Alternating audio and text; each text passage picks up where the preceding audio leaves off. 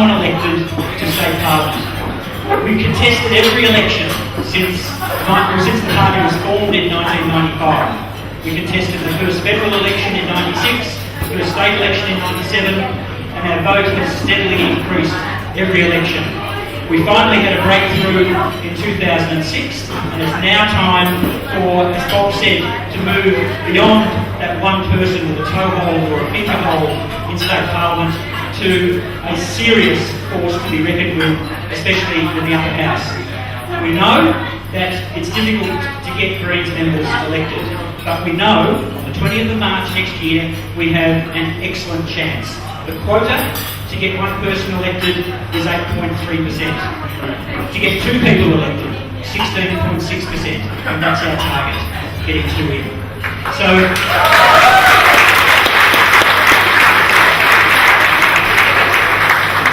we need to be confident, but we can't afford to be cocky.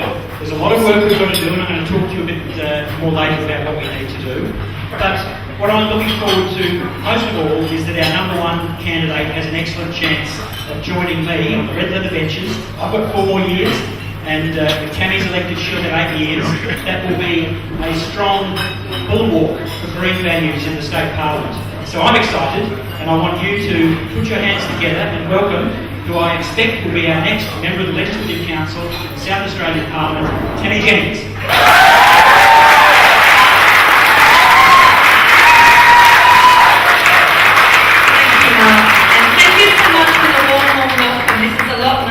Going to a meet the candidates presentation. I'm very, very nervous, but I've just been reassured that not only am I among friends tonight, that you've all had a few drinks by now. I'd also like to acknowledge that I stand on Kaurna land this evening, as we all do, and I respect the Kaurna people as the traditional custodians of this land, and I also respect the wisdom of the Aboriginal people across this country that they have to share with us. I've been thinking a lot about what to say, and I've changed my mind many times in the last 24 hours. I've been playing the theme of hungry for change, and I've been thinking the change that I'd really like to see is cool change. And that's not only in the weather, although I'm sure that everyone here would be very happy to see this heat break.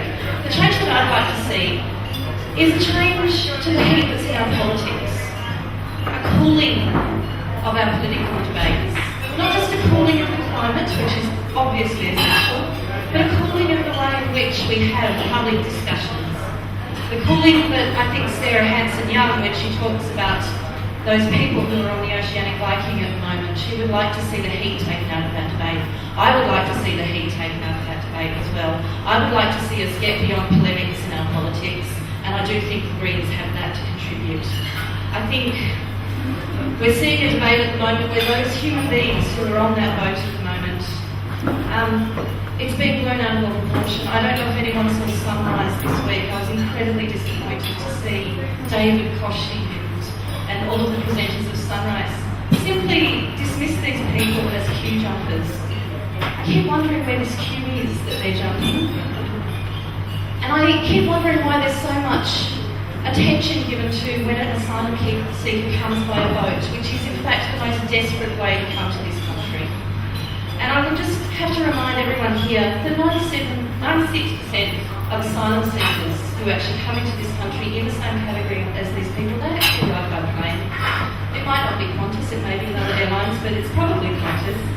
So we're talking about less than 4% of people arriving by boat, and yet the heat that's put into the debate, the fear-mongering, the politics of fear are what dominate the debate about these people.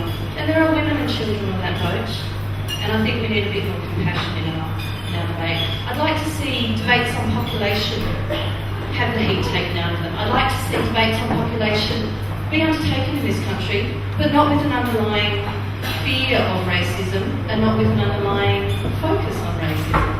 I think we do need a population policy, and I would love to see the Greens be able to bring those debates to the fore without the fear, the culture of fear that the old parties do.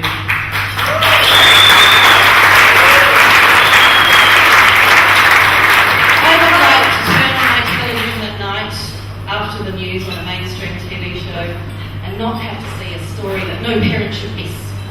that no woman cannot know for her own health, that scares me to death, that scares pensioners to death, that makes people worry to step out of their houses. I work for the Mental Health Coalition of South Australia at the moment. They're actually giving me leave of absence to run as a Greens candidate, and they've wished me well, and they've in fact encouraged me to go ahead and do this. But mental illness creates such fear in our community, and there's a stigma there. And just this week, we've had to contend with the fears of the ghettoisation that's caused by people with mental illness who are poor, who are uneducated, or being put into suburbs such as Devon Park.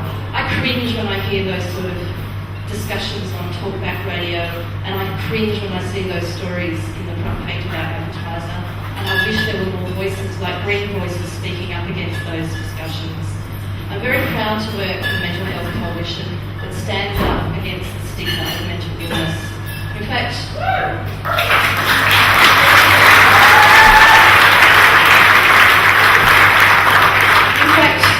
mental illness is quite common. 1 in 5 people every year will experience mental illness of some sort.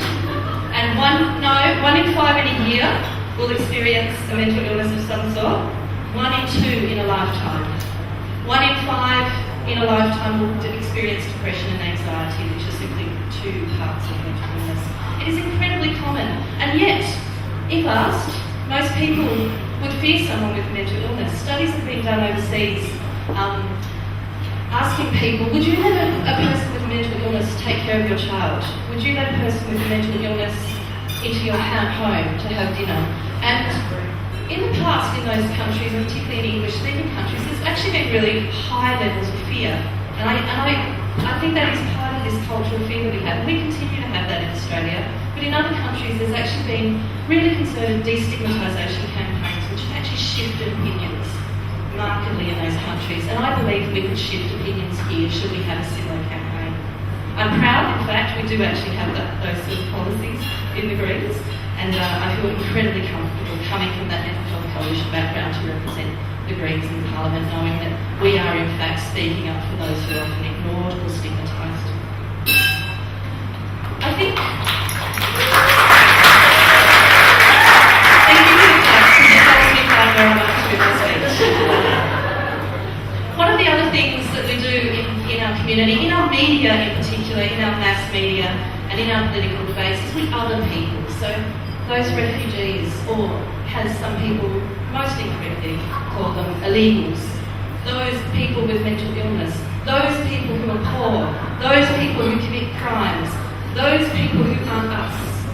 We are us, we are society, yet almost all of us have probably been othered at some stage or another. And I think it's time that we have the conversations where we talk about the fact that we actually shouldn't be looking at what the Reagan government calls social inclusion, in that a social inclusion unit is there to include those who don't quite fit in because they're gay, or they're Aboriginal, or they're poor, or they're mentally ill, or they have some other that doesn't fit the norm. In fact, the reality is we should be talking about social exclusion, the fact that our society excludes pretty much all of us.